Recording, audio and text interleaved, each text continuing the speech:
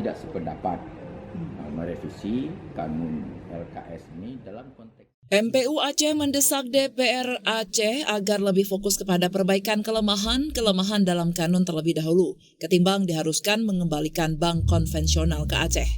MPU Aceh mengatakan wacana revisi kanun LKS dianggap terlalu berlebihan, mengingat BSI baru beroperasional di Aceh.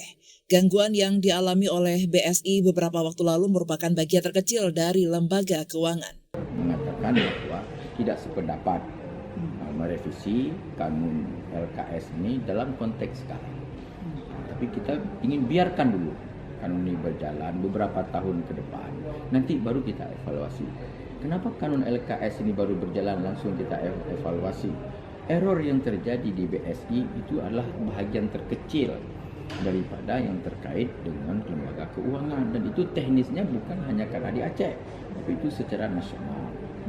Nah, jadi permasalahan yang dihadapi oleh BSI itu tidak membuat bahwa kita harus merevisi kanun LKS itu sendiri.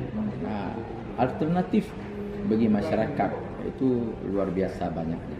Dan sebenarnya kasus BSI ini harus dimanfaatkan oleh pemerintah Aceh, yaitu untuk memperbesar itu Bank Aceh Syariah. Kalau dianggap bahwa BSI itu tidak ini tidak itu, kita punya bank sendiri yang harus kita besarkan. Ternyata bank kita sendiri juga tidak dibesarkan.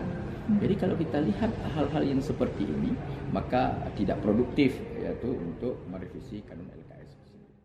Faisal Ali menambahkan ada 3 kewenangan MPU Aceh, yakni mengeluarkan fatwa, memberikan pertimbangan kepada pemerintah, dan pengkaderan ulama. Jika wacana revisi itu sudah dijalankan, MPU akan menggunakan kewenangannya untuk memberikan pandangan terkait revisi kanun lembaga keuangan syariah kepada pemerintah. Namun, MPU Aceh berharap agar DPR Aceh tidak terburu-buru untuk merevisi kanun tersebut, mengingat Aceh sebagai salah satu daerah yang menerapkan syariat Islam, salah satunya di sektor lembaga keuangan. Dari Banda Aceh, Lala Nurmala melaporkan untuk Puja TV Aceh.